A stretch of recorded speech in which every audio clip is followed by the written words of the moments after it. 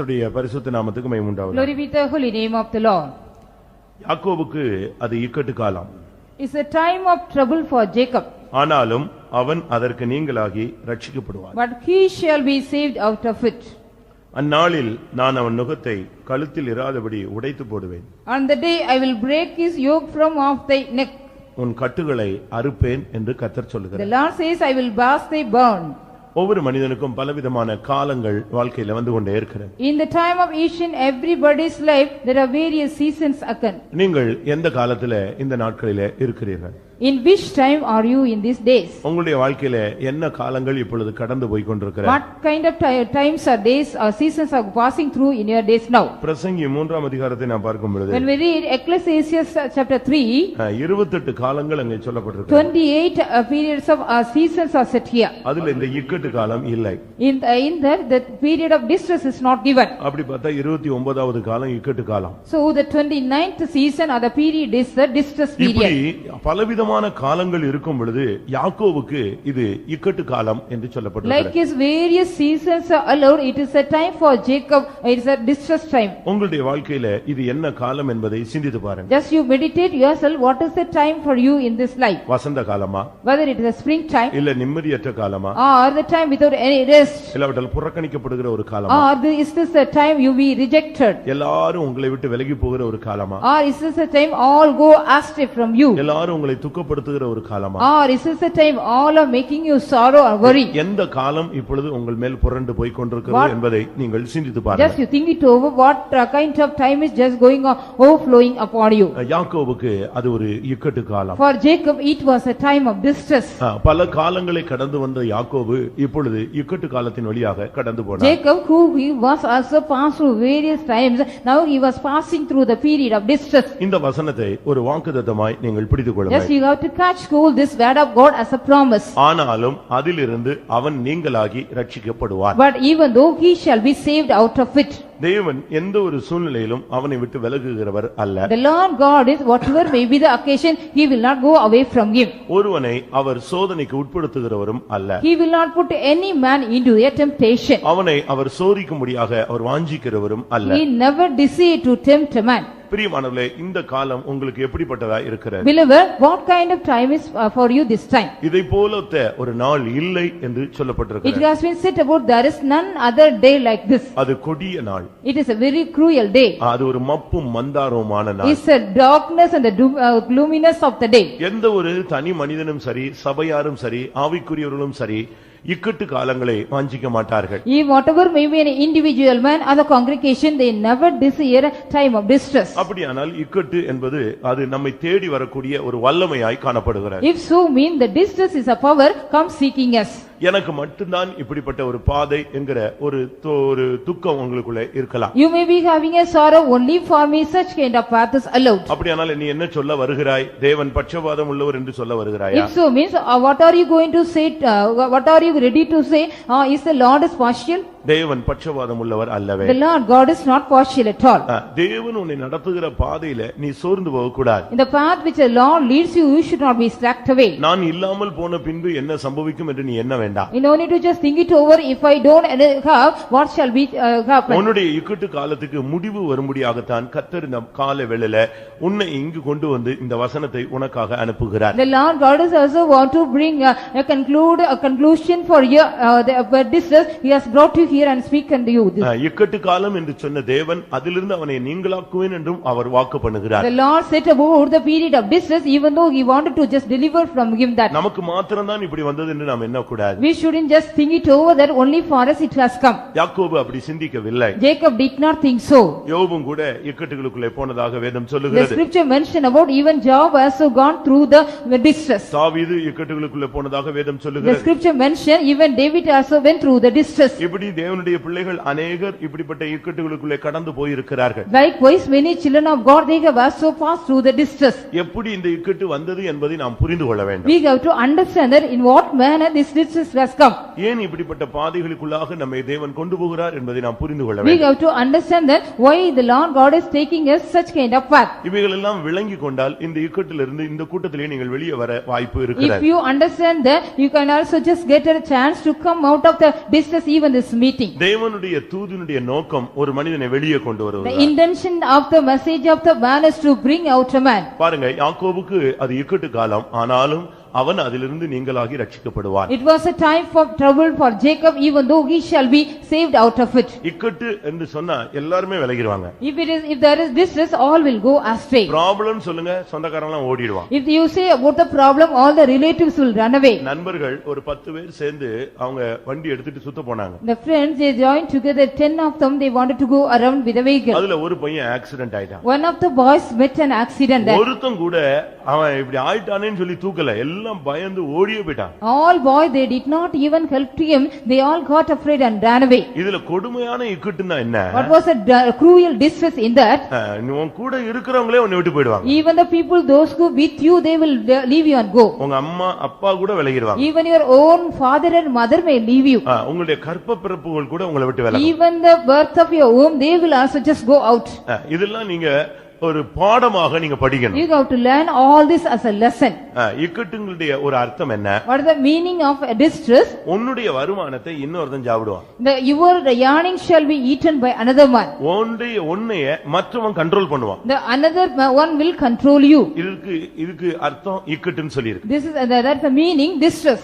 யாரும் தூங்காதீங்க. Please no one should sleep. நீங்க ஸ்ட்ரைட்டா என்னையவே பாருங்க. But please you sit straight and look at me. நெகேமியா 9ஆம் அதிகாரம் 37ஆம் வசனத்தை பார்க்கும் பொழுது, Nehemiah 9:37, when we read, அதன் வருமானம் எங்கேயோ போய் கொண்டிருக்கிறது. the earning of the revenue was going somewhere. வாசிங்க. Please read.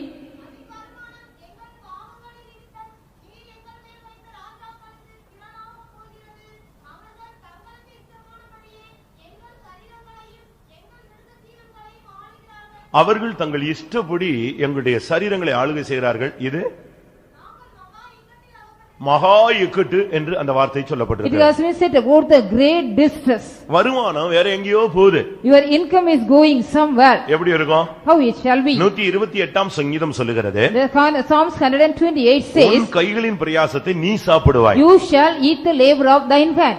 அப்போ புறத்தியாருடைய வீட்டுக்கு அது போக கூடாது. It should not go to the stranger's house. நீதிமொழிகள் 5ஆம் அதிகாரம் 10ஆம் வசனத்தை பார்க்கும் When பொழுது, we read Proverbs 5:10, அங்கே வேதம் என்ன சொல்லுகிறது? what does the scripture say here? நீ சரியில்லாவிட்டாலும் உன்னுடைய கையின் பிரயாசம் புறத்தியாருடைய வீட்டுல போய் சேரும். If you are not a good man, all your earnings shall be go under the house of foreigners. நெகேமியா ஒரு தேவனுடைய மனிதன் சொல்லுகிறான், Nehemiah, the man of God, says, எங்களுடைய வருமானங்கள் எல்லாம் ராஜாக்களுக்கு திரளாய் போகிறது, எங்கள்ட்ட ஒண்ணு வந்து சேர்றது இல்ல. all our incomes are going unto the kings much, but not for us. எங்களுடைய சரீரங்களை கூட அவங்க தான் கண்ட்ரோல் பண்றாங்க. Only they are controlling all our physical body. இதுதான் மகா இக்கட்டில் நாங்கள் அகப்பட்டிருக்கிறோம் சொன்னார். So he said, so that we are ensnared in a great distress. இப்ப நீங்க உங்களை எத்தனை பேர் இந்த இக்கட்டுகள்ல சிக்கி இருக்கிறீங்க? How many of you are ensnared in the distress? உங்க மனதில ஒரு விடுதலை இல்ல. You don't have any deliverance in your mind. சரீரத்தில பாடுகள், வேதனைகள், பலவிதமான வியாதிகள், பலவிதமான நெருக்கங்கள். You are having the agony as well as you are having the various kinds of pains and diseases in your body. உங்க வருமானம் எங்க போகுது? Where is your income is going? வட்டிக்கு கொடுத்துட்டு இருக்கீங்க, வட்டிக்காரனுக்கு கொடுத்துட்டு இருக்கீங்களா? Are you giving to the interest?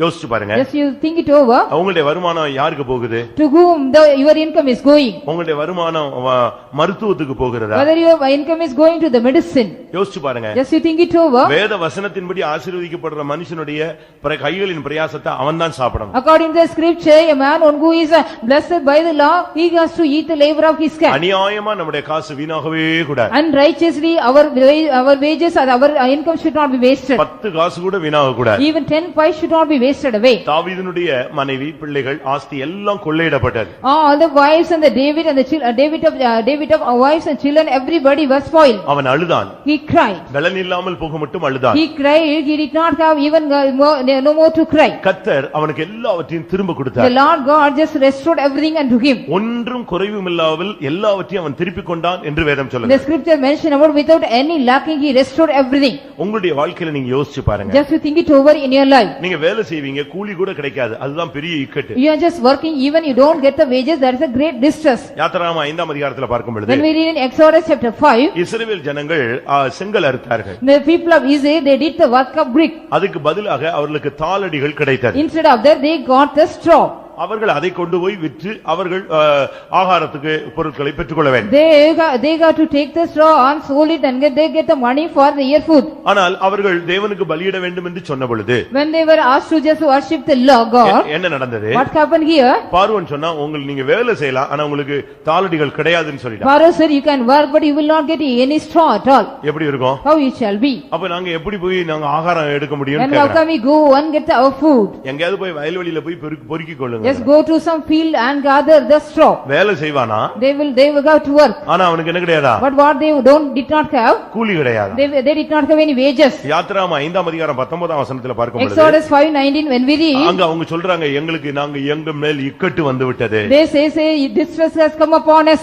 ஒருத்தன் பிரயாசப்பட்டு அவனுக்கு அது கிடைக்கலன்னா என்ன பிரயோஜனம்? After a man has underwent the labor, if he does not get paid, what is the use of that? அதனால தான் இந்த விஷயத்துல நம்ம இந்த இக்கட்டுல சிக்கி இருக்கிறோமான்னு பாருங்க. So that in this matter you have to just examine yourself, are we ensnared in the distress? எத்தனையோ பேர் தங்களுடைய இக்கட்டு தங்களுடைய வாழ்க்கையில இக்கட்டுல சிக்கி இருக்கிறார்கள். Many people they are ensnared in the distress of their life. எப்பொழுது ஒரு தேவனுடைய பிள்ளைக்கு இக்கட்டுகள் வருகிறது? At what time a child of God is getting distress? அதையும் நாம் புரிந்து கொள்ள வேண்டியது அவசியம். It is also necessary we have to understand that. உபாகமம் 31ஆம் அதிகாரம் Deuteronomy chapter 31 16 17 வசனங்களை verses பார்க்கும்போது 16 and 17. அந்நிய தேவர்களை பின்பற்றினால் ஒரு மனிதனுக்கு இக்கட்டு வரும். If a man follow the strange god, he will be getting distress. அந்நிய தேவர்களை நம்ம போய் கையெடுக்குமா?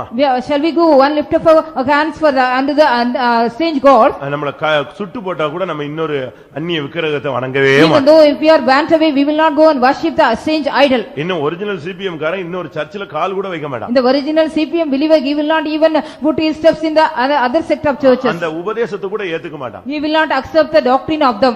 அவங்க அந்த உபதேசத்துக்கு ஒப்பு கொடுக்கிறதே இல்ல. They never commit themselves for the doctrine of other sects. அப்ப அந்நிய தேவர்கள்னா என்ன? But what is the strange gods here? அந்நிய உபதேசங்கள் அந்நிய மார்க்கத்தினுடைய பழக்க வழக்கங்கள் உலக பழக்க வழக்கங்களுக்கு நீ இடம் கொடுக்கும் பொழுது தானாகவே உனக்கு இக்கட்டுகள்ல நீ சிக்கிக் கொள்கிறாய். The strange doctrine, when you also give room for the strange rudiments of the world, you automatically go and snare in the worship of the strange god. உலகத்துல தான் நம்ம இருக்கிறோம். We are in the world. அப்ப உலக மனுஷர்கிட்ட நம்ம பேசாம பழகாம அவங்கள்ட்ட deal பண்ணாம இருக்க முடியாது. So we cannot just go as without dealing with the valley people. ஆனா அதுக்காக அவங்களுடைய பழக்க வழக்கங்களை நம்ம சிக்க கூடாது. Others say we should not go and enter in the formalities of them. அவங்களுக்காக அவங்களை போல நீங்க வேஷம் போட கூடாது. You should not just pretend yourself as the fashion you take them. வேறுபாட்டின் ஜீவியம் தான் தேவனுடைய ஜனங்களுடைய மேன்மை. Only the excellency of the children of God is the life of separation. ஒரு மனிதன் சபிக்க முடியாக தேவனுடைய ஜனங்களுக்கு விரோதமாய் எழும்பி வந்தான். One man came and rose to just curse the people of God. அவன் அந்த பிள்ளைகளை தேவனுடைய ஜனங்களை சபிக்க வந்து விட்டான். He came ready to curse the people of God. ஆனால் அவனால் சபிக்க But முடியவில்லை. he couldn't curse the people of God. அதுக்கு காரணம் என்ன What சொன்னான்? was the reason he said so? இந்த ஜனங்கள் ஜாதிகளோடு கலவாமல் தனித்து வாசம் These பண்ணுவார்கள். people will dwell alone, they will not mingle with a nation. எப்பொழுது நாம் மற்ற ஜனங்களோடு நாம் கலக்கிறோமோ அன்றைக்கு தோல்வி. On the day when we go and mingle with the other people, we will meet the defeat. கொரிந்தியர்ல சொல்லி இருக்கிறது. In Corinthians it has been said about, நீங்க உலகத்துல இருக்கிறதுனால உலகத்துல உள்ள எல்லாத்தையும் நீங்க பழக வேண்டியது இருக்கலாம். because you are in the world, you may get a chance to go and have the fellowship with all. ஆனா அவங்க பழக்க வழக்கங்கள் உங்களுக்கு வந்துடக்கூடாது. But you should not get the practice or the rudiments of them. அதே போல Likewise, சபையில கூட ஒரு விசுவாசிக்கு வேறுபாட்டின் ஜீவியம் இருக்கணும். even in the congregation also a believer needs a life of separation. அதத்தான் கொரிந்தியர் 5ஆம் அதிகாரத்துல So சொல்லப்பட்டிருக்கு. that it has been said in Corinthians chapter 5. நீ வெளிய மாத்திர வேறுபாட்டின் ஜீவியம் அல்ல, இங்கேயும் வேறுபாட்டின் ஜீவியம் Not இருக்கு. only the life of separation outside, you have to just keep the life of separation even in the congregation. அங்க இருக்கிறவன் அவிசுவாசி, இங்க இருக்கிறவன் பின்மாற்றக்காரன். Those who are outside, they are the unbelievers. Those who are here, they are the backsliders. இங்க இருக்கிற பேக்ஸ்லைடர்ஸ்ல சேர்ந்துட்டீங்கன்னா உங்களை கொண்டு போய் பாதாளத்தின் ஆழத்துல கொண்டு போயிடுறோம். If you go and mingle with the backsliders in the congregation, they will take you to the depth. Solomon எப்படி விழுந்து போனான்? How Solomon has fallen out. பெரிய ஞானி. He was a very great wise man. அவனுக்கு எந்த பாஸ்டரும் பிரசங்கம் பண்ண முடியாது. No pastor can preach unto him. அவனே பேசுவான், பிரசங்கம் பண்ணுவான். He himself used to give the message. அவன் பாருங்க பிரசங்கின்னு பேரே வச்சுக்கிட்டான் பாத்தீங்களா? He himself has kept the name preacher. அப்படிதானே? Isn't it so? பிரசங்கினே வச்சுக்கிட்டான். He kept his name as preacher. பிரசங்கி இவைகளிலிருந்து தப்பிக்கொள்ள வகை தேடி பார்த்தான் அப்படின்லாம் It சொல்றான். has been said about he himself says the preacher also wanted to escape from this. ஆனா என்ன நடந்தது? But what happened here? எகிப்தை விட்டு வெளியே வந்த ஜனங்களை இவன் எகிப்திலேயே பெண் எடுத்துக்கொண்டான். After they have come out from Egypt, he took wife from Egypt. பார்வோனுடைய குமாரத்தியவே தனக்கு விவாகம் பண்ணி கொண்டான். He just married the daughter of Pharaoh. பார்வோனுடைய குமாரத்திக்காக தன்னுடைய ராஜ்யத்திலே ஒரு பெரிய மண்டபத்தையே அரண்மனையை கட்டி வச்சான். He built a big palace for the daughter of Pharaoh in his own land. அவர்கள் அந்நிய தேவர்களை பின்பற்றும்படியாக அவனுடைய இருதயத்தை வழுவி போக பண்ணினார்கள். They also made to go astray from their heart to worship the strange god. முதலாம் ராஜாக்கள்ல நீங்கள் படிக்கும் பொழுது When you read in the first king, சாலமோனுடைய நாட்களில் in the days of Solomon, அவனுக்கு விரோதி இல்லை, he got no enemies, இடையூறு இல்லை, he did not have any distress, யுத்தம் இல்லை என்று சொல்லி it இருக்கிறார். was miserable, he did not have any battles. ஆனா இந்த பார்வோனுடைய குமாரத்தி அவ எல்லாத்தையும் பிடிச்சு மொத்தமா சேர்த்து கொண்ட பொழுது அவனுக்கு விரோதமாய் விரோதிகளை கர்த்தர் எழும்ப பண்ணினார். So because he married the Pharaoh's daughter and everything, and then the Lord God made arose some enemies against him. அவன் நல்லாக இருக்கும்போது அவனுக்கு எந்த பிரச்சனையும் கிடையாது. When he was a good, he did not have any problem. ஒன்னு ராஜாக்கள்ல நான் பார்க்கும் When we பொழுது read in the first Kings, 5ஆம் அதிகாரம் 4ஆம் வசனத்துல chapter 5 verse 4, அவன் என்ன சொல்லுகிறான்? what he says so, கர்த்தர் எனக்கு எங்கும் இளைப்பாறலை the தந்தார். Lord has given me rest forever. விரோதி இல்லை, I have no enemy, இடையூறும் இல்லை. I have no distress too. ஆனா என்ன நடந்தது? But what happened here, 11ஆம் அதிகாரம் வரும் பொழுது when we come to the 11th chapter, அந்நிய தேவர்களை அவன் பின்பற்ற he ஆரம்பித்தான்.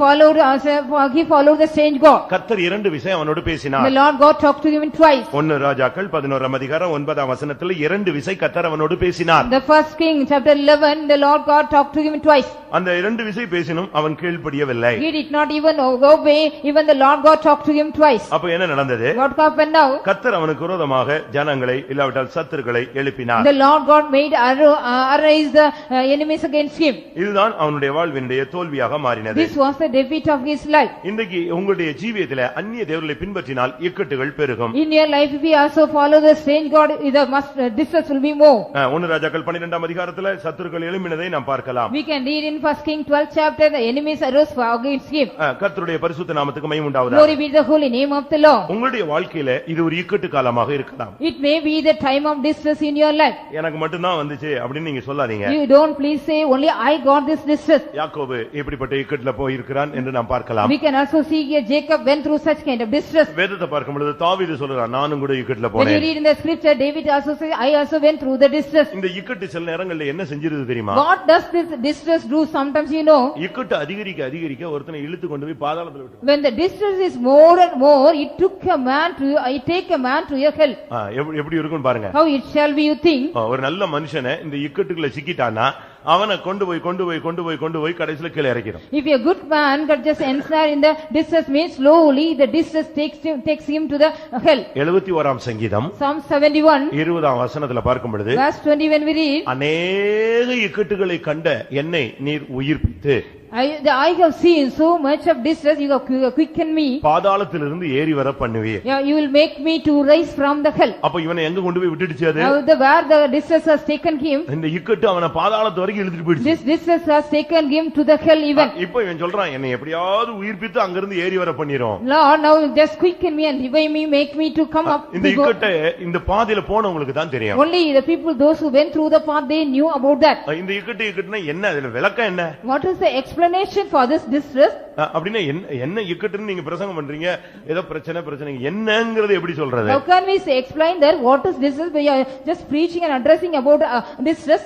ஒரு உத்தமன் போன பாதையை நீங்கள் பாருங்க. See, the perfect man, he has gone through the path. யோபு 5ஆம் அதிகாரம் 19ஆம் வசனம். Job 5:19. யோபு 5:19. Job 5:19.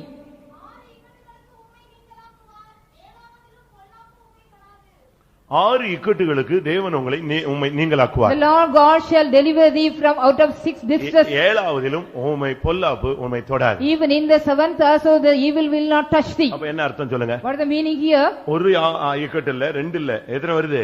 Not only 1 or 2, 6 7 அப்படியே கவுண்டிங் போயிட்டே இருக்கு. the counting is going on increasing here.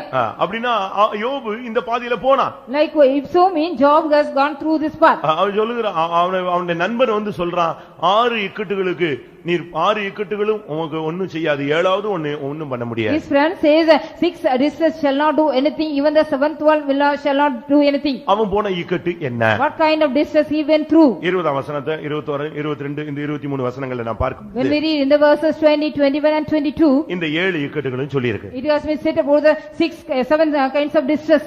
ஒன்று பஞ்சம். First one is a famine. மற்றொன்று மரணம். Second one the death. அடுத்தது யுத்தம். Third one the battle. அடுத்தது பட்டயம். The sword. அடுத்து நாவின் சவுக்கு, is the scourge of the tongue, அடுத்து பாழாக்குகிற வல்லமை, is the power of destruction, அடுத்து காட்டு மிருகங்கள். the wild beasts of the earth. இந்த 7 தான் இக்கட்டு, 7 காரியங்கள் இக்கட்டுகள் சொல்லி These இருக்கு. 7 things have been said about the distress. நீங்க யோசிச்சு பாருங்க, உங்களுடைய வாழ்க்கையில இந்த தாக்குதல் இருக்கா? Just you think it over, do you have the attack in your life? பஞ்சம் சொன்னா 2 பஞ்சம் இருக்கு. If you say about the famine, there are 2 types of famine. ஒன்று எழுத்தின் பிரகாரமானது, மற்றொன்று ஆவியின் One பிரகாரமானது. is a literal one, another one is a spiritual one. பஞ்சத்தினுடைய ஒரு அர்த்தம் என்னன்னா, எது செஞ்சாலும் வாய்க்காது, அப்படியே ஒண்ணுமில்லாம போறது. What is the meaning of the famine? Whatever you do, it shall not be prosper. இல்லாவிட்டா வறுமை, Or it's the poverty. இல்லாவிட்டா தரித்திரம். Or it's a destitute. வறுமை ஆயுதம் அணிந்தவனை போல உன்மேல் வரும். The poverty shall come like an armed man. பாருங்க எவ்வளவு கோடீஸ்வரனா இருந்த ஒரு ஆள்.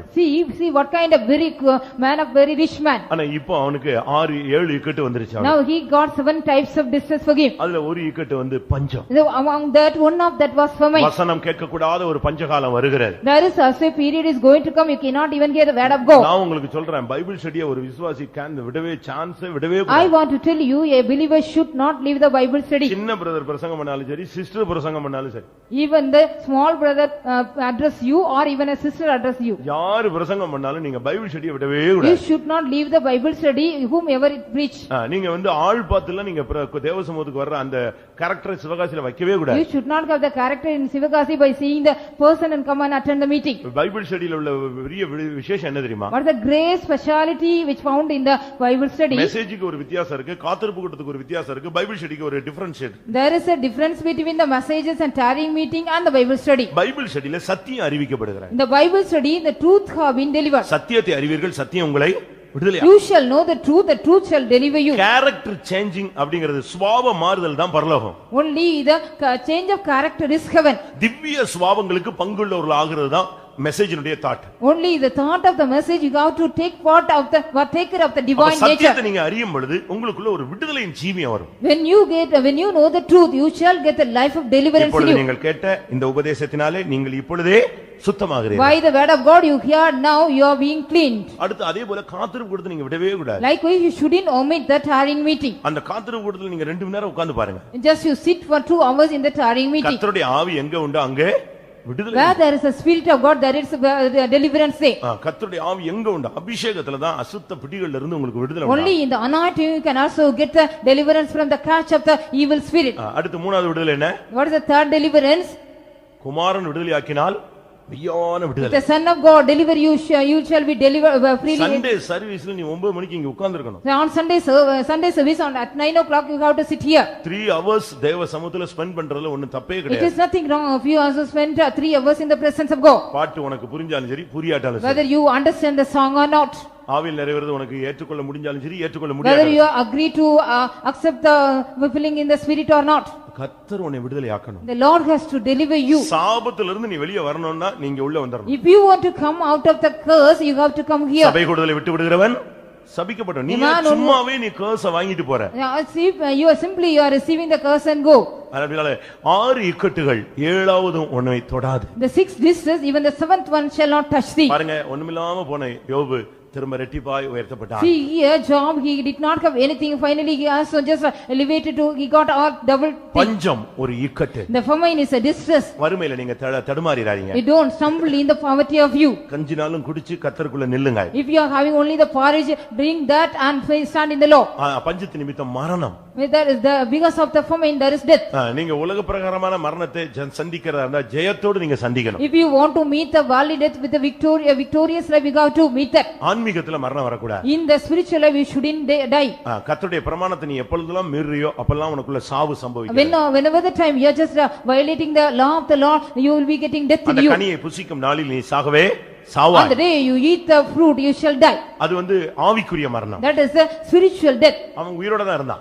He was alive. ஆனா தேவனை பார்க்க முடியல, அதுதான் அவனுக்கு சாவு. He was not able to see God. That was the death for him. பிரமாணத்தை மீற உனக்கு தரிசனம் கிடைக்காது. When you go on violate the law, you will not get any தீர்க்க தரிசனம் கிடைக்காது. You will not get any prophecy.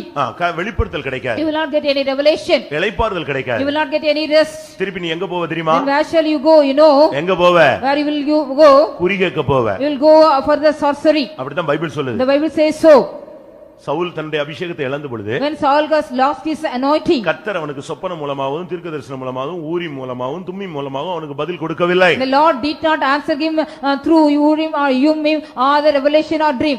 கடைசில அவன் எங்க போனான்? Finally where he went, ஒரு பெண்ணை தேடி போனான். he went seeking a woman. குறி சொல்ற பொண்ணை தேடி போனான். He went seeking a woman who was saying ஏதாவது sorcery. விசுவாசி இப்படி போறியா? Whether any believer is going for likewise. அப்ப தேவன் உன்னை விட்டு விலகிட்டார், உன்னுடைய வாழ்க்கை சீக்கிரமா க்ளோஸ் ஆக போகுதுன்னு அர்த்தம். So it is a meaning the Lord has just gone out from you, your life is going to finish quickly. இல்ல கரெக்ட்டா அந்த ஜோசியக்காரன் கரெக்ட்டா சொன்னா அப்படிமேங்க. They will be saying in the பாஸ்டர்ட்ட சொல்லி பார்த்தாங்க நடக்கல, ஆனா ஜோசியக்காரன் மட்டும் கரெக்ட்டா சொல்லிட்டான். என்ன சொன்னா?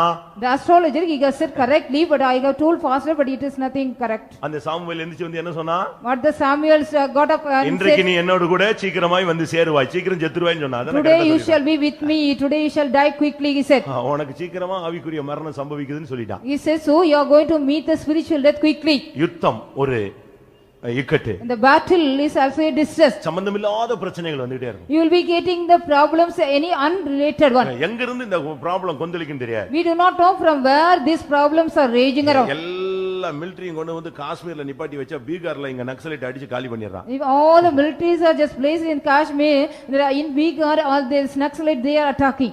இது போல தான் ஆவிக்குரிய ஜீவிதத்துல நீங்க எங்கேயோ ஒரு பிசாசு இருக்குன்னு நினைச்சிட்டு இருந்தா இங்க வீட்டுக்குள்ளே பிசாசு வந்துருது. Likewise only you are thinking in your spiritual life the devil is somewhere, when even in your house there is devil. உன் கூட இருக்கிற பிள்ளையே பிசாசா மாறிடுறான். Even the child one who is with you he become a devil. இதான் life. This is life. இந்த இக்கட்டுகள் எல்லாம் அவனுக்கு வந்தது. He got all this distress.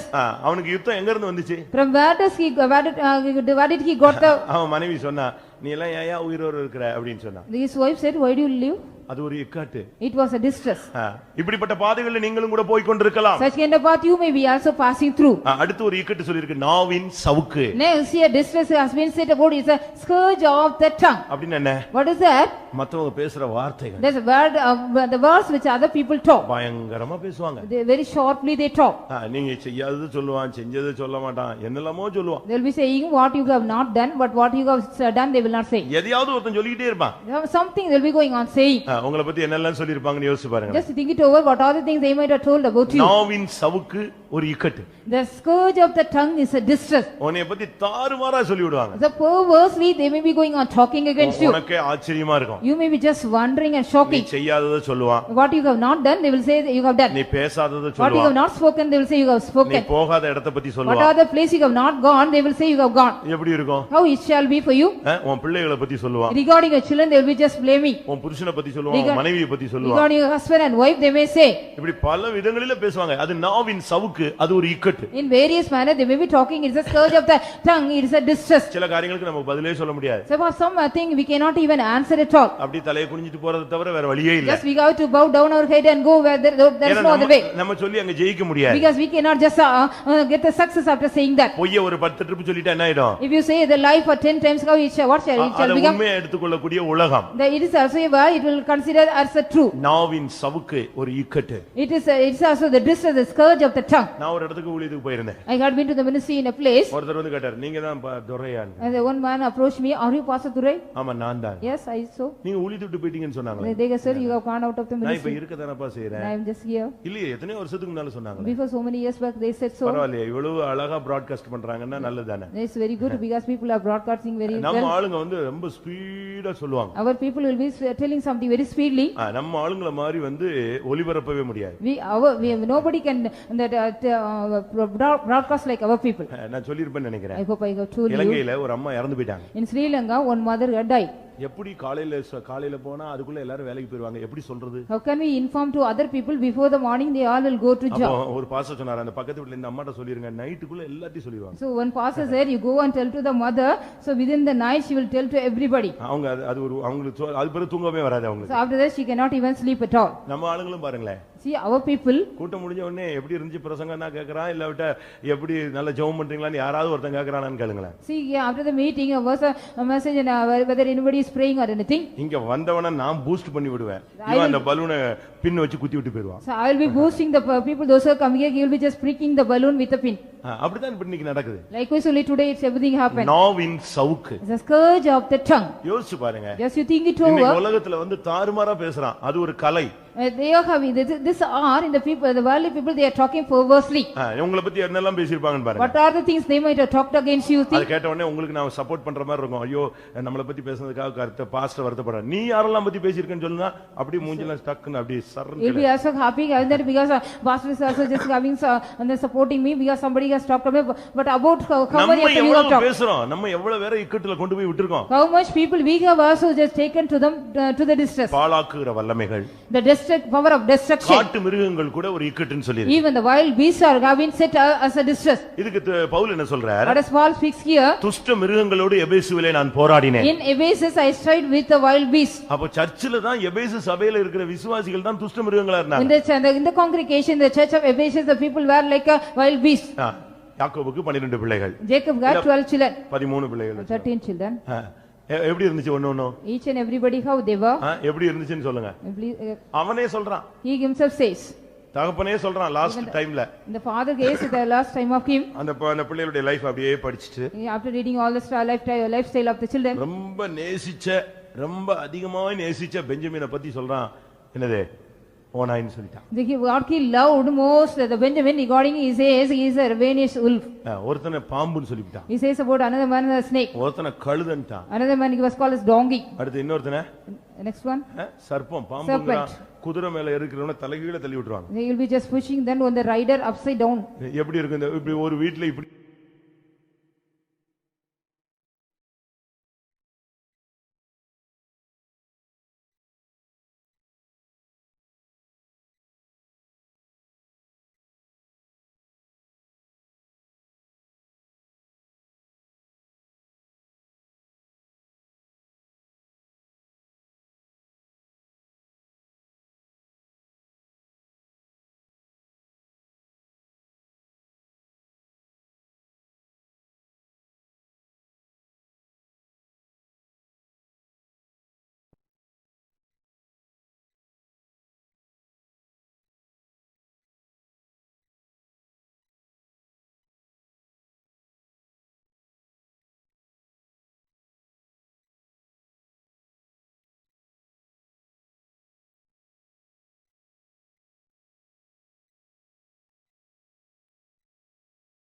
இருக்கிறவன தலைகீழ தள்ளி விட்டுருவாங்க. They will be just pushing then on the rider upside down.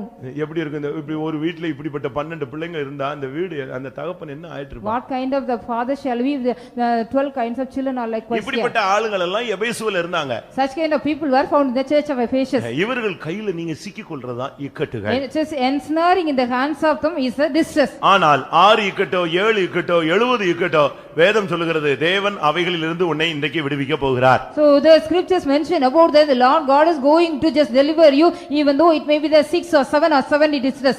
இந்த இக்கட்டுல எத்தனை பேர் போய் இருக்கீங்க? How many of you gone through such kind of distresses? இந்த இக்கட்டுல சிக்கனவங்களுக்காக நம்ம என்ன செய்யணும்? What we have to do for the people those who are ensnared in the distress? இப்படி இக்கட்டான ஒரு சூழ்நிலை வந்தா ஒரு ஆவிக்குரியவன் என்ன செய்யணும்? What a spiritual man has to do if he get a time of distress? 66ஆம் சங்கீதம் 14ஆம் வசனத்துல பார்க்கும் பொழுது Psalm 66 verse 16 14 அங்க என்ன சொல்லி இருக்கிறது? What it has said here?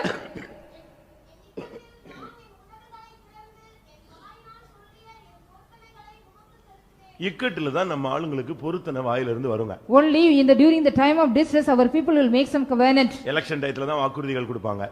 During the time of election they will be giving the promises. அதுபோல நம்ம விசுவாசிகள் ஊழியக்காரங்க பொருத்தனை பண்ண சொன்னா பண்ண மாட்டான். ஆனா நெருக்கம் வந்துருச்சுனா இஷ்டத்துக்கு பண்ணுவான். Likewise our believers in the servant of God if they ask to make any consecration or vow mean they will not do when they get the distress they will do. நீங்க பண்ண பொருத்தனை எல்லாம் யோசிச்சு பாருங்க. Just think it over all the consecration you have made. சாவு மாதிரி சாவு நேரம் நெருங்குன மாதிரி இருந்தா எப்படிலாம் பொருத்தனை பண்றீங்க? So if you are going to die if you are having that condition like that how much the consecration you are making? வியாதி நேரத்துல at the time of your sicknesses கைவிடப்பட்ட நேரங்கள்ல at the time of you are forsaken என்னெல்லாம் நீங்க பொருத்தனை பண்ணிருக்கீங்க? what are the vows you have made? நான் ஒரு கேள்வி கேக்குறேன். I want to ask you a question. இதுவரை நான் இந்த பெந்தெகோஸ்தே சபைக்குள்ள வந்த பின்பு நான் பண்ணின எல்லா பொருத்தனைகளையும் 100க்கு 100 நிறைவேற்றி வருகிறேன் அப்படினு சொல்றவங்க யாரா இருந்தா கை வைங்க. So if anybody here after I came to the Pentecost whatever the consecration I have made just I fulfill all 100%.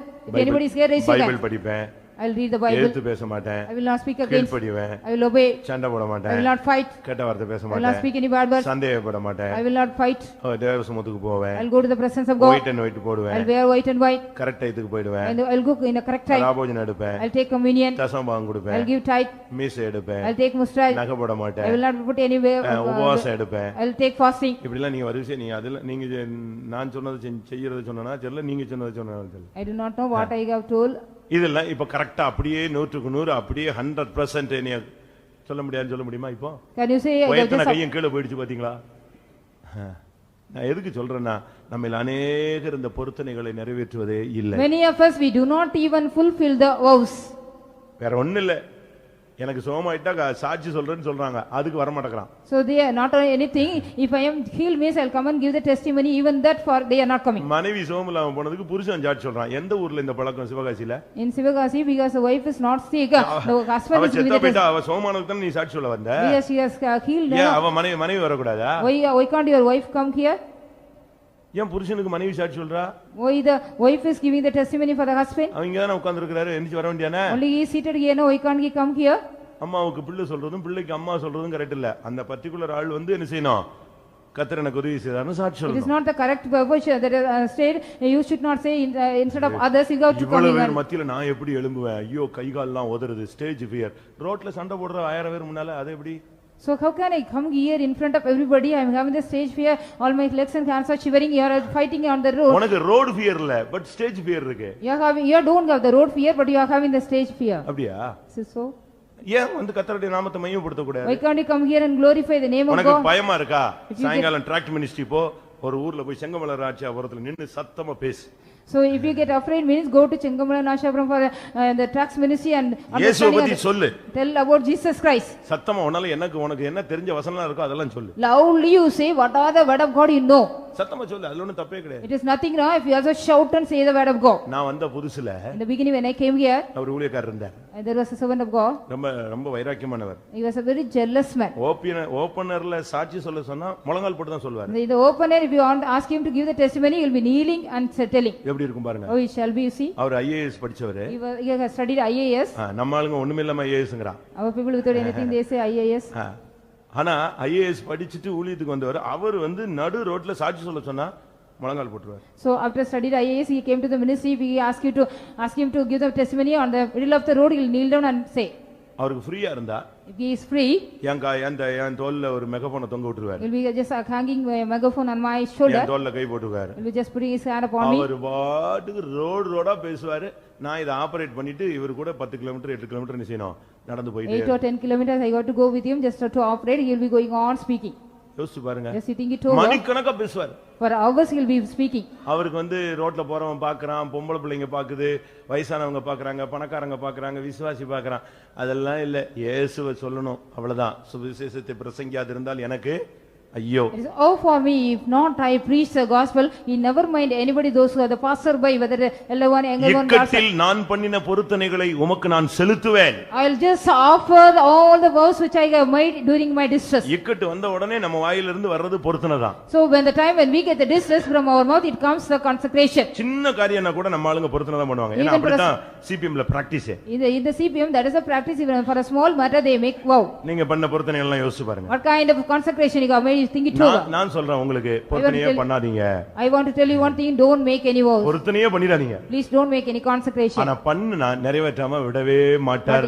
Question பண்ணிட்டே இருப்பார். But if you make consecration, you have to fulfill it unless the Lord will be பொருத்தனை questioning. பண்ணாதிருந்தால் பாவம் இல்லை. It is nothing no if you don't make any vows. பொருத்தனை பண்ணி அதை நிறைவேற்றாதிருந்தால் அது உனக்கு பாவம் After ஆகும். making consecration, if you don't fulfill உன் தேவனாகிய கர்த்தர் அதை உன்மேல் உன் கைரத்தில் கேட்பார். so the Lord God will question you one day. நீ பண்ணின பொருத்தனை உன் தலை மேல் இருக்கிறது. Whatever the consecration you made, it is upon your head. அதனால பொருத்தனை பண்ணீங்கன்னா இக்கட்டுல நீ பொருத்தனை பண்ணா அதை செய்யணும். So if you make any distress in the period of distress, you have to do that. நீங்க எத்தனை பேர் உங்களுடைய பொருத்தனை பண்றீங்க? How many of you are making consecration? நான் சொன்னேன்ல கோவில்பட்டியில ஒரு பொருத்தனை பண்ணான்னு ஒருத்தன். I have told you about one has just made a children's day ஒரு program. In the children's day there was a program. பையன் பரீட்சையில எங்கேயோ ஒரு பிரச்சனையில சிக்கிட்டான். The boy has entered in some other problem. அதனால அவன் பொருத்தனை பண்ணானா. Because he has made a consecration. என்னை உயிரோட வீட்டுக்கு கொண்டு போய்ட்டா மாடு கொடுத்துறேன். Lord, if you take me alive home, I will give you a bull. வீட்ல போய் சொன்னானா அவங்க அப்பாட்ட. அவர் சொன்னாரே ஆண்டவர் மாடு ஆடுன்னு யாருக்கார், நீ ஏன் இப்படி சொன்ன? சரி எது கொடுத்தாலும் ஏத்துக்குவாரு. ஆண்டவருக்கு இந்த ஆடு மாடு அதெல்லாம் டிஃபரெண்ட் கிடையாது. நீ போகும்போது ஒரு ஆடை கொண்டு போயிடுனா. The father said unto him, why do you just make such kind of consecration? The Lord never mind if you give anything. So when you go, you take a goat and go. அவன் போகும்போது ஆடு கேட்டானா. When he went, he asked for a goat. அவர் நீ நினைக்கிற மாதிரி இதெல்லாம் வாங்கியா சாப்பிட போறாரு. So likewise what you are thinking, the Lord is going to get everything and going to eat. கொஞ்சம் கடலை இருக்கு வீட்ல, வேர்க்கடலை, அதை எடுத்துட்டு கொண்டு போய் ஃபெய்த்தம்ல கொடுன்றார். Just there are some groundnuts in the at home, you take to the faith home and give. இந்த பிரசங்கத்தை கேட்ட பையன் எப்படி இருப்பான்? அப்பாவுக்கு பிள்ளை தப்பாம தான இருப்பான். So after hearing this, 4 அடி பாஞ்சிருக்காரு, இவன் 16 அடி இப்ப பாயணும். Now the father has just jumped 4 feet, he has to jump for 16 feet. இவன் என்ன பண்ணா? What he did, so போற வழியில கடலையே சாப்பிட்டான். On the way he ate all the groundnuts. ஆண்டவர் கடலையா கேக்குறாரு. Why the Lord is asking the groundnuts? ஆனா மனசாட்சியை சுத்தப்படுத்துறதுக்காக, திருப்திப்படுத்துறதுக்காக வேர்க்கடலை தோல் எல்லாம் கொண்டு போய் ஃபெய்த்தம்ல கொடுத்துட்டு போயிட்டான். So in order to clear the conscience, he has given all the shells of the groundnut. எப்படிப்பட்ட விசுவாசிகளை வச்சிருந்தா சிவகாசியில எப்படி 10 பேர் இருந்தானா நான் ஓடியே போயிடுவேன். If there are 10 people in Sivagasi, I have to run away. மாடு கொடுக்கறேன்னு சொல்லிட்டு ஆடு கொடுக்கறேன்னு சொல்லி வேர்க்கடலை கொடுத்து வேர்க்கடலையை சாப்பிட்டுட்டு தோலை கொடுத்தா இந்த சிஸ்டர்ஸ் அதை தூக்கி குப்பையில போட்டாங்க. The sisters they have thrown out after saying that I want to give the bull instead of the bull goat, instead of the goat the groundnut, instead of the groundnut the shells. என்னப்பா செஞ்சேன்னா சுடுதண்ணி வைக்கிறதுக்காக நான் தோலை கொடுத்தேன் நான். So for to make hot water I have given that shell. எப்படி இருக்கும் ஊழியம்? How it shall be the ministry. இக்கட்டில் ஆனா சங்கீதம் 66:14 சொல்லி இருக்கு, இக்கட்டுகளில் நான் பண்ணின பொருத்தனையை உமக்கு என்ன செய்வேன்?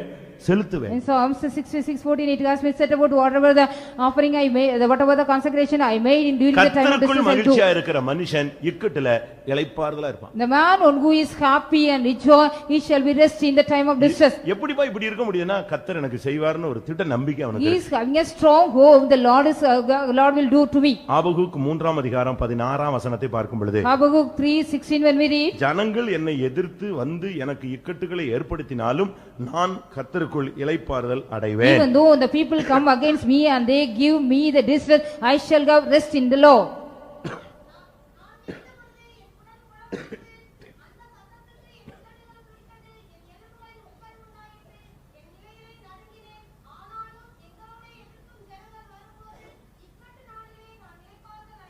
இக்கட்டு நாளில் நான் இளைப்பாறுதல் அடைவேன். The day of distress I might get rest.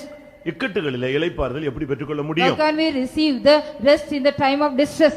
என் தேவனுக்குள் நான் களிகூறுவேன் என்று சொன்னான் ஒரு மனுஷன். He said, so I'll rejoice in the Lord. அத்திமரம் துளிர் விடாமல் போனாலும், even though the fig tree shall not blossom, மந்தையிலே முதலற்று போனாலும், there is no திராட்சை செடி பலனற்று போனாலும், there is no fruit in the vines, நான் என் தேவனுக்குள் களிகூறுவேன். I will be rejoicing in the Lord. கர்த்தருக்குள்ள சந்தோஷமா இருக்கிற மனுஷன் எந்த சூழ்நிலையிலும் இளைப்பாறுதலா The இருப்பான். man who is joy in the Lord, he will be having rest all the time. நீ துன்மார்க்கனாய் இருந்தால், If you are a wicked man, இக்கட்டு உன்னை ஜெயித்து விடும்.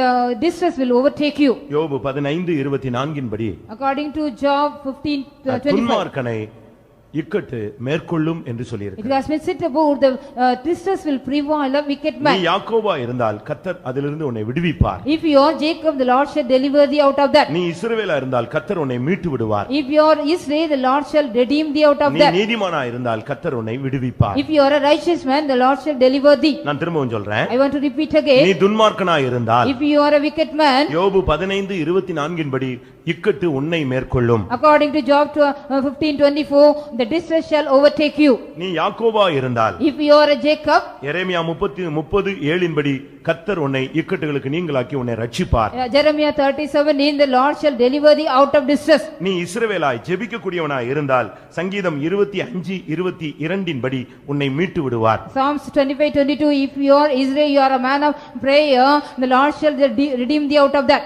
நீ நீதிமானாய் இருந்தால், If you are a righteous man, நீதிமொழிகள் 11:8 படி கர்த்தர் உன்னை விடுவிப்பார். according to Proverbs 11:8, the Lord shall deliver thee. எத்தனை இக்கட்டு வரட்டும், Let as many as we got distress come. ஒன்றல்ல, ரெண்டல்ல, 6 அல்ல, 7 அல்ல, 70 அல்ல, எத்தனை இக்கட்டு வந்தாலும் யாக்கோபுக்கு அது இக்கட்டு காலம், ஆனாலும் தேவன் அதிலிருந்து அவனை விடுதலையாக்கி Not ரட்சிப்பார். only 1 or 2 or 6 or any 70 or anything, the Lord shall deliver him out of that. என்னை இக்கட்டிலிருந்து விடுவிக்க வேண்டும் என்று வாஞ்சிக்கிறவர்கள் கண்களை மூடுங்கள். Those who are having the decision, the Lord has to deliver me from the distress, close your eyes. உன்னுடைய வாழ்வின் இது ஒரு இக்கட்டு காலமா இருக்கட்டும், கவலைப்படாதே. Let it be a distress time in your life, don't be worried. தேவன் அறியாமல் உனக்கு ஒன்றும் சம்பவியாது. Nothing will happen and you without the knowledge உன் of God. தலையில் உள்ள மயிரெல்லாம் எண்ணப்பட்டிருக்கிறது. All the very hairs of your head are being numbered. நீ ஒரு விசேஷித்தவன். You are a special one. உன்னை அழைத்தது கர்த்தர் ஒரு மேன்மையான அனுபவத்திற்காக. The Lord has called you for a special purpose. ஆனால் இப்பொழுது நீ இக்கட்டில் இருக்கிறது தேவனுக்கு தெரியும். But the Lord knows about your being in the distress now. ஆனாலும் தேவன் உன்னை இந்த இக்கட்டிலிருந்து விடுதலையாக்கி உன்னை ரட்சிப்பார். Even though the Lord God shall deliver thee out of the distress and save thee. அப்படி விசுவாசிக்கிற எல்லாரும் கண்களை மூடி Those முழங்கால் who believe படிடுவோம். like that, you all close your eyes and kneel down. யாக்கோபுக்கு இது இக்கட்டு காலம். This is a time of trouble for Jacob. ஆனாலும் தேவன் அவனை ரட்சிப்பார். Even though the Lord shall save him out of that. எத்தனை பேர் அப்படி How many விசுவாசிக்கிறீர்கள்? were believing likewise? என் தேவன் என்னை ரட்சிப்பார். My Lord shall save me. இக்கட்டை கண்டு துக்கப்பட வேண்டாம். No need to just fear about or worry about the இக்கட்டு distress. காலத்தை கண்டு நீங்கள் கவலைப்பட்டு கலங்கி கொண்டிருக்க You don't வேண்டாம். need to trouble and worry about the time of distress. கடல் கொந்தளித்தது. The sea was raging. சீஷர்கள் பதறினார்கள். The disciples were stumbled. இயேசுவோ இளைப்பாறிக் கொண்டிருந்தார். Jesus was taking rest. தேவன் அவரோடு கூட இருந்தார். God was with him. இன்றைக்கு உனக்கு ஒரு Come, all the snares which is upon you will be broken out. நான் சொல்றேன் சாதாரண அபிஷேகம் வேண்டாம். I say so, no need any ordinary anointing. Normal anointing தேவையில்லை. The normal anointing is no need. ஒரு டபுள் போர்ஷன் இறங்கட்டும். Yeah, that's a double portion of the anointing come நீங்க down. எதையும் மனசுல வச்சு குழப்ப வேண்டாம். You no need to keep anything in your mind and no need to just are confused. இந்த வசனங்கள்ல உள்ள ஒரு தாக்குதல் கூட உங்களுக்குள்ள இருக்க வேண்டாம். You should not have even the attack of the word of God in you. 6 இக்கட்டுகள் கர்த்தர் உன்னை விடுதலையாக்குவார். The Lord shall deliver thee from out of 6 distress. 7வது இக்கட்டிலும் உனக்கு பொல்லாப்பு நேரிடாது. You will not get any evil thing even in the 7th distress.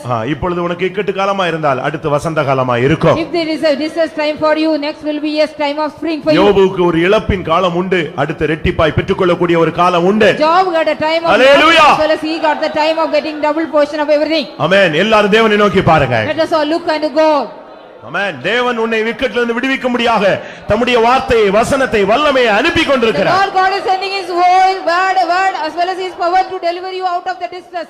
எனக்கு ஒரு வாஞ்சை, தேவனுடைய வல்லமைக்கு நாம் இடம் கொடுப்போம். I have a desire, let us all give room for the power of God. இந்த கூட்டத்துல யாரெல்லாம் இக்கட்ல இருக்கிறாங்களோ அவங்களுக்கு கர்த்தர் ஒரு விடுதலையை தர போகிறார். Those who are seated here with the distress in the meeting, the Lord is going to give a deliverance to them. வாஞ்சிக்கிற எல்லாரும் தேவனுடைய கரத்துல உங்களை சமர்ப்பியுங்கள். Those who are willing, let us all commit yourselves in the hands of God.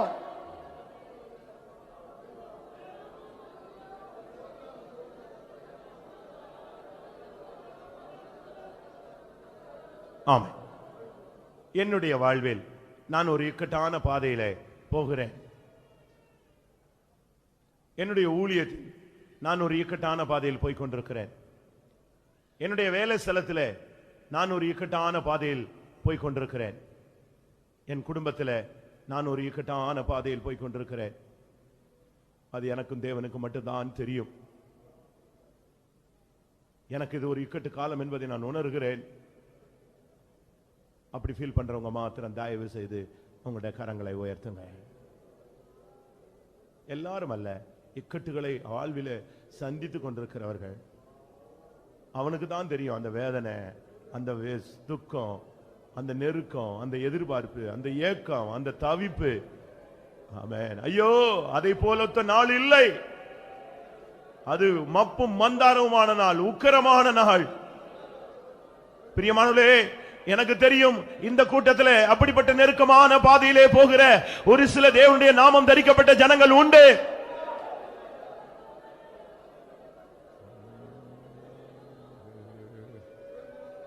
யாக்கோபே,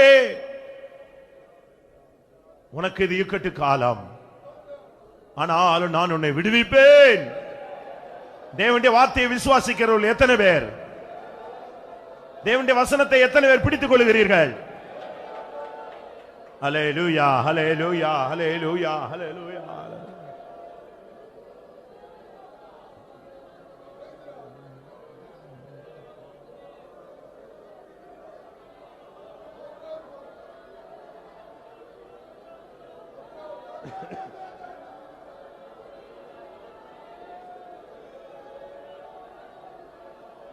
எந்த இக்கட்டு வந்தாலும் கர்த்தர் உன்னை கைவிட மாட்டார். 6 இக்கட்டுகளுக்கு உன்னை நீங்களாக்குவார். 7ஆவதிலும் பொல்லாப்பு உன்னை உனக்கு நேரிடாது.